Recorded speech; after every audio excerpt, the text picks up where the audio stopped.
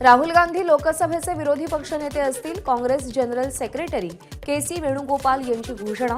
काँग्रेस संसदीय दलाच्या नेत्यांकडून लोकसभेच्या हंगामी अध्यक्षांना पत्र. आज लोकसभा अध्यक्षपदासाठी मतदान होणार. सकाळी 11 वाजता मतदान प्रक्रिया सुरू होणार. एनडीएचे उमेदवार आणि भाजप खासदार ओम बिर्ला यांचा सामना काँग्रेसच्या कोडीकुन्नील सुरेश यांच्याशी होणार. लोकसभेत सभापती हा सभागृहाचा असावा, कोणत्याही विशिष्ट पक्षाचा नसावा. तसंच उपसभापतीही सभागृहाचेच असावेत. केंद्रीय मंत्री पियुष गोयल यांचं वक्तव्य. वर्षा बंगल्यावर काल रात्री मुख्यमंत्री आणि उपमुख्यमंत्र्यांची बैठक. आजच्या पदवीधर आणि शिक्षक मतदारसंघाच्या निवडणूक असल्यानं बैठकीला विशेष महत्त्व. पावसाळी अधिवेशनाची उद्यापासून सुरुवात. त्यानिमित्त आज 4 वाजता मंत्रिमंडळाची बैठक आणि चहापान कार्यक्रम आयोजित. आज पावसाळी अधिवेशनाच्या पार्श्वभूमीवर महाविकास आघाडीची महत्त्वाची बैठक पार पडणार. दुपारी 12 वाजता बैठकीचं आयोजन. मुंबई अध्यक्ष वर्षा गायकवाड यांच्या कार्यकर्त्यांचं आज दिल्लीमध्ये शक्तीप्रदर्शन. वर्षा गायकवाड यांच्या विरोधात मुंबई काँग्रेसचे नेते दिल्लीत भेटल्यानंतर आज 70 जणांचे शिष्टमंडळ दिल्लीला रवाना. विधानसभा निवडणुकीच्या पार्श्वभूमीवर दिल्लीमध्ये काँग्रेसची महत्त्वाची बैठक. विधानसभा महाविकास आघाडी म्हणूनच लढायची. जिथे काँग्रेसची ताकद तिथे आत्तापासून कामाला लागण्याच्या काँग्रेस नेतृत्वाच्या सूचना. सुप्रिया सुळेंनी इंडिया आघाडीच्या फ्लोर लीडर्स मीटिंगला हजेरी लावली. राहुल गांधी, मल्लिकार्जुन खरगेंसह वरिष्ठ नेते उपस्थित. फोटो ट्विट करत माहिती दिली. आज कोल्हापूरमध्ये राजर्षी शाहू महाराज यांची 150वी जयंती साजरी केली जाणार. शाहू महाराजांच्या जन्मभूमी ठिकाणी शासकीय कार्यक्रम. पालकमंत्र्यांसह मान्यवर उपस्थित राहणार. आज नाशिक शिक्षक मतदारसंघासाठी मतदान होणार. महायुतीचे किशोर दराडे, अजित पवार गटाचे महेंद्र भावसार, महाविकास आघाडीचे संदीप गुळवे तर अपक्ष उमेदवार विवेक कोल्हे यांच्यामध्ये चौरंगी लढत. नाशिक शिक्षक पदवीधर मतदारसंघाच्या आज होणाऱ्या निवडणुकीची जिल्हा प्रशासनाकडून तयारी पूर्ण. राज्यस्तरीय बँकर्स समितीच्या बैठकीत शेतकऱ्यांसाठी महत्त्वाचा निर्णय. सिव्हिल स्कोअरची सक्ती न करता पीक कर्ज देणे. मुख्यमंत्री आणि उपमुख्यमंत्र्यांच्या उपस्थितीत बैठक संपन्न. पीक कर्ज देताना सिव्हिल स्कोअर मागू नका, नंतर FIR दाखल झाल्यास आमच्याकडे येऊ नका. देवेंद्र फडणवीसांची राष्ट्रीयकृत बँकांना तंबी. शेतकऱ्यांना पीक कर्ज देताना बँकांनी हात आखडता घेऊ नये. सिव्हिल स्कोअरची सक्ती करता येणार नाही. मुख्यमंत्र्यांच्या सूचना. FC रोडवरील कल्चर हॉटेलवर पालिकेचा हातोडा. भाजप आमदार सिद्धार्थ शिरोळेंच्या चुलत भावाचं हे हॉटेल असल्याची माहिती. अनधिकृत बांधकाम असल्यानं कारवाई केली. मुख्यमंत्र्यांच्या आदेशानंतर पुणे महापालिकेच्या अतिक्रमण विभागाकडून अतिक्रमण हटवण्यास सुरुवात. FC रोडवरील हॉटेल आणि पब बाहेर असलेल्या अतिक्रमणांवर कारवाई. पुण्यातील L3 पबमधील पार्टीसाठी टेक्नो वाइब असा व्हॉट्सअप ग्रुप बनवण्यात आला होता. या ग्रुपमध्ये पार्टीचं आयोजन करणाऱ्या अक्षय कामठेसह 40 ते 50 जण असल्याची माहिती. प्रत्येकी 500 रुपये घेतल्याचं समोर. पुण्याच्या कारवाईवर देवेंद्र फडणवीसांचं बारकाईनं लक्ष. अवैध बार पबला माफी नाही. फक्त घटना घडल्यावरच नाही तर अनधिकृत बांधकामावर वेळोवेळी कारवाई करा. फडणवीसांचे आदेश. पुणे L3 हॉटेलमध्ये ड्रग्सचं सेवन करणारे दोन्ही तरुण पोलिसांच्या ताब्यात. नितीन ठोंबरे आणि करण मिश्रा असं या तरुणांचं नाव. दोघांनाही 29 जूनपर्यंत पोलीस कोठडी. पुणे कोयता गँग मुक्त आणि ड्रग्ज मुक्त करणार. मुख्यमंत्री एकनाथ शिंदेंचं आश्वासन. पोर्शे कार अपघातातील अल्पवयीन मुलाची बाल सुधार गृहातून सुटका. मुंबई हायकोर्टाच्या आदेशानंतर अल्पवयीन आरोपीची मुक्तता. पोर्शे अपघातात मृत्यू झालेल्यांच्या पालकांना 10 लाखांचा चेक सुपूर्त. अल्पवयीन आरोपीला जामीन मंजूर केला असला तरी दोषींवर कारवाई करणार. मुख्यमंत्री एकनाथ शिंदेंचं मृतांच्या कुटुंबाला आश्वासन. शेळी आणि मेंढी विमा योजनेचा लाभ राज्यातील मेंढपाळांसह इतरही पशुपालकांना मिळणार. मेंढपाळ धनगर विकास मंचचे अध्यक्ष संतोष महात्मे यांच्या मागणीची अजित पवारांकडून दखल. संबंधित विभागाला तात्काळ कार्यवाहीच्या सूचना. अजित पवारांसोबत गेलेल्यांना सरसकट पुन्हा पक्षात घेणार नाही. पक्ष सोडलेल्यांसंदर्भात बोलताना शरद पवारांचं विधान. राज्यात जाती-जातींमध्ये तेढ निर्माण करण्याचा प्रयत्न सुरू. शरद पवार आणि उद्धव ठाकरेंसोबत वरिष्ठ पातळीवर चर्चा झाली पाहिजे असं काँग्रेस हायकमांडला सांगितलं. नाना पटोलेंची माहिती. शरद पवार मराठा आणि ओबीसी या दोन्ही आरक्षणाच्या बाजूनं नाहीत, तर या समाजाला आणखी कसं भडकवता येईल याच संदर्भात विचार करत असतात आणि यासाठी प्रयत्न करत असतात. शिवसेना आमदार संजय शिरसाटांचा शरद पवारांवर आरोप. आता दोनच पर्याय समोर आहेत. एकतर पुन्हा मुंबईला जायचं, नाहीतर 288 जागा लढायच्या की पाडायच्या हे ठरवायचं. मनोज जरांगेंचं वक्तव्य. तर भुजबळ ज्या पक्षात असतील त्या पक्षाची एकही जागा निवडून येऊ देणार नाही, जरांगेंचं विधान. अंतरवाली आणि परिसरातील सर्व समाज आपलाय, इथली घडी विस्कळीत होऊ देऊ नका. येवल्यावाला येईल, भांडणं लावेल आणि निघून जाईल. गावखेड्यात ओबीसी मराठा एक आहे, मनोज जरांगेंचं वक्तव्य. आपल्या विरोधात कितीही जातीवाद केला, कितीही टोळ्या एकत्र आल्या तरी आपण जातीवाद करायचा नाही, मनोज जरांगेंचं मराठा समाजाला आवाहन. अनेक लोक पक्षात येऊ इच्छितात. जे कार्यकर्ते भरकटले होते ते परत येतील, जयंत पाटील यांचं वक्तव्य.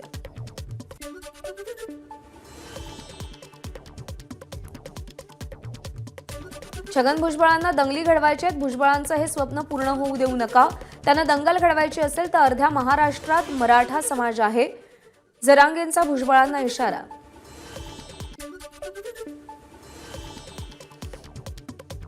जरांगेंनी महाविकास आघाडीच्या सगळ्या खासदारांकडून मराठा आरक्षणाच्या पाठिंब्याचं पत्र घ्यावं, तेव्हाच जरांगे महाविकास आघाडी सरकार आणण्यासाठी प्रयत्नशील नसल्याचं स्पष्ट होईल, सदाभाऊ खोत यांचं वक्तव्य.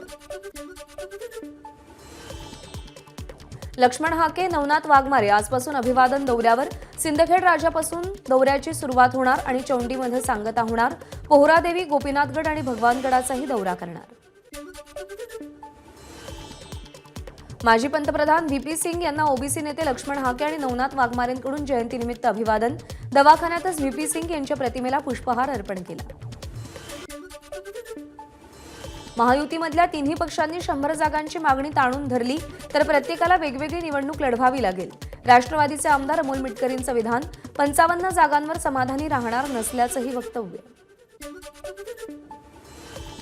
आषाढी एकादशीच्या शासकीय महापूजेसाठी मंदिर समितीसह अध्यक्ष गहिनीनाथ महाराज औसेकर यांचं मुख्यमंत्र्यांना निमंत्रण. मंदिर समितीकडून फेटा, विणा, चिपळ्या देऊन मुख्यमंत्र्यांचा सत्कार.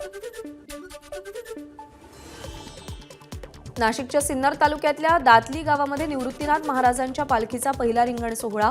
20 तारखेला ही पालखी त्र्यंबकेश्वरहून पंढरपूरच्या दिशेनं मार्गस्थ. निवृत्तीनाथ महाराजांच्या पालखीचा रिंगण सोहळा संपन्न. अश्व, पताका आणि झेंडेकऱ्यांचा रिंगण सोहळ्यात सहभाग. एबीपी माझाच्या प्रेक्षकांसाठी रिंगण सोहळ्याची ही खास दृश्य.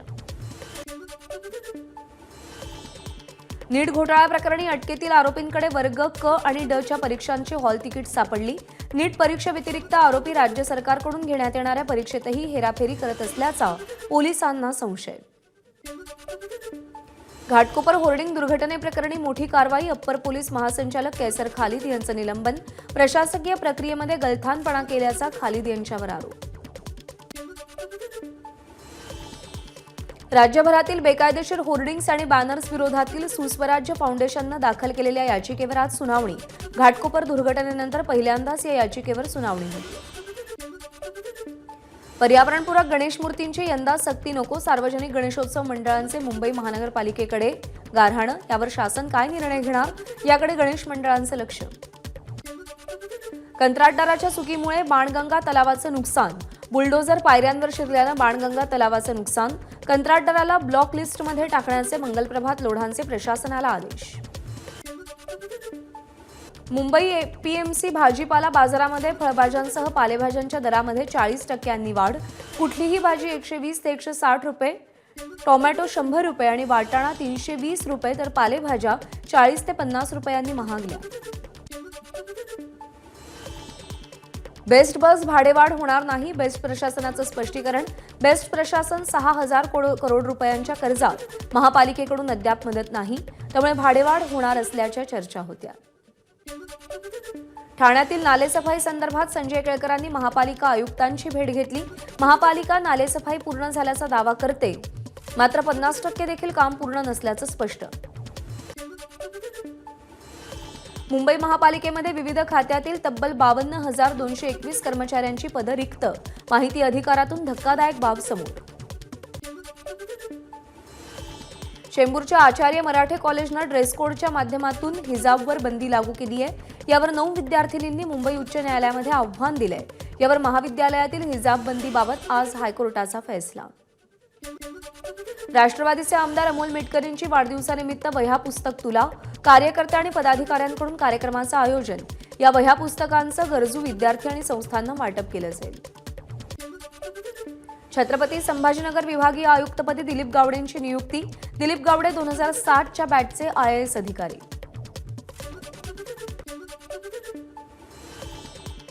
₹26 कोटी कंत्राटदारांना देणं अजब. या प्रकरणाची चौकशी व्हायला हवी आणि सार्वजनिक बांधकाम मंत्र्यांनी राजीनामा द्यावा, आनंद दुबेंची मागणी. राजस्थानमध्ये मान्सून दाखल. हवामान खात्याच्या माहितीनुसार उत्तर अरबी समुद्राच्या काही भागासह गुजरात, मध्य प्रदेश आणि दक्षिण पूर्व राजस्थानमध्ये मान्सूनचं आगमन. पूर्व विदर्भात पावसाची हुलकावणी. मान्सूनच्या पावसानं संपूर्ण महाराष्ट्र व्यापला, पण पूर्व विदर्भ पावसाच्या प्रतीक्षेत. दरम्यान हवामान विभागाकडून रोज येलो अलर्ट जारी.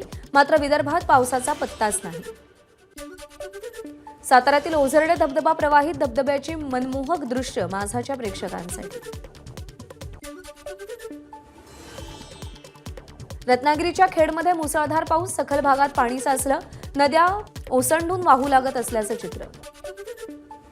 बीड शहरातल्या नागरिकांकडून करपरा नदीची स्वच्छता. नगरपालिका प्रशासनाला वारंवार सांगूनही उपाययोजना न झाल्यानं नागरिक संतप्त. प्रसिद्ध नेत्रतज्ञ डॉक्टर तात्याराव लहाने आणि रागिणी पारेख यांच्या मनोरमा नेत्रालयाचं उपमुख्यमंत्री फडणवीसांच्या हस्ते उद्घाटन. मुलुंड इथे रुग्णालयाचा उद्घाटन सोहळा संपन्न. वर्ध्याच्या हिंगणघाटमध्ये 400 बेड्सच्या शासकीय रुग्णालयाचं बांधकाम सुरू. हे रुग्णालय कसं असेल याबाबतच्या संकल्प चित्रफितीचं आज सादरीकरण. अवकाळी आणि अतिवृष्टीच्या अनुदानासाठी अमरावतीच्या वरुडमध्ये शेतकरी आक्रमक. पंचायत समितीचे माजी सभापती विक्रम ठाकरे यांच्या नेतृत्वात शेकडो शेतकऱ्यांचं ठिय्या आंदोलन. अहमदनगरच्या कोल्हार गावातील महिला आक्रमक. अनेकदा निवेदन देऊनही खुलेआम गांजा विक्री सुरू असल्याचा महिलांचा आरोप. यावेळी दुकानांची तोडफोड करत मटक्याच्या कागदांची होळी केली. सोलापुरात संभाजी आरमार संघटनेचं आंदोलन. हद्दवाड भागातील गुंठेवारी जमीन खरेदी विक्री व्यवहार आणि बांधकामाला परवानगी देण्याची मागणी.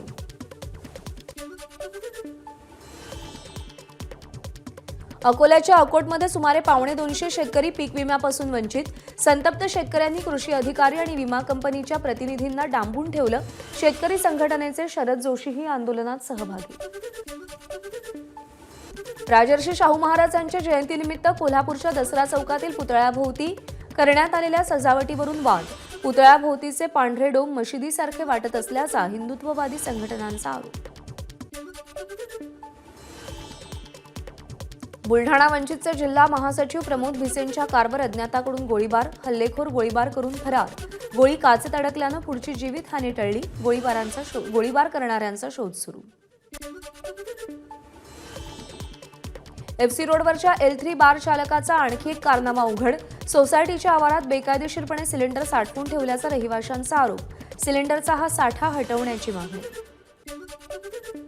मानवी तस्करी प्रकरणी सर्वोच्च न्यायालयात दाखल प्रकरणात सहभाग असल्याची भीती दाखवून परळ येथील प्रसिद्ध औषध विक्रेत्याची ₹1.25 कोटी सायबर फसवणूक. या प्रकरणी सायबर पोलिसांकडून गुन्हा दाखल. पुढचा तपास सुरू. मुंबईतल्या बोरिवलीमध्ये नातीला शाळेत सोडण्यासाठी जाणाऱ्या आजोबांच्या दुचाकीला बेस्टची धडक. या धडकेत शाळकरी चिमुरडीचा जागीच मृत्यू. बेस्ट चालकाला अटक. ABP माझाच्या बातमीनंतर राजकीय मंडळींना जाग. डोंबिवली स्टेशनची पाहणी केली. स्टेशन प्रबंधकांना निवेदन देत लवकरात लवकर सुरू असलेलं काम पूर्ण करण्याची मागणी केली. विरारमध्ये एका विवाहित महिलेची साडीनं गळा आवळून हत्या. या प्रकरणी महिलेच्या प्रियकराला अटक, भांडण झाल्यानं हत्या केल्याची पोलिसांची माहिती. धाराशिव जिल्ह्यातल्या बेंबळीमध्ये एका शिक्षकाची 45 लाखांची फसवणूक, सायबर पोलिसात गुन्हा दाखल. मुख्यमंत्र्यांच्या ताफ्यातील पायलट गाडीला खासगी चारचाकीची धडक, सह्याद्री अतिथीगृहाबाहेर गाडी पार्क केली असता धडक बसल्याची माहिती. रत्नागिरी जिल्ह्यातल्या खेडमध्ये पालेकर रुग्णालया शेजारची इमारत मुसळधार पावसामुळे कोसळली. इमारत कोसळतानाचा व्हिडिओ व्हायरल. भंडाऱ्याच्या शहापूरमध्ये शॉर्ट सर्किटमुळे 2 दुकानांसह 2 चारचाकी वाहनं जळून खाक, लाखो रुपयांचं नुकसान.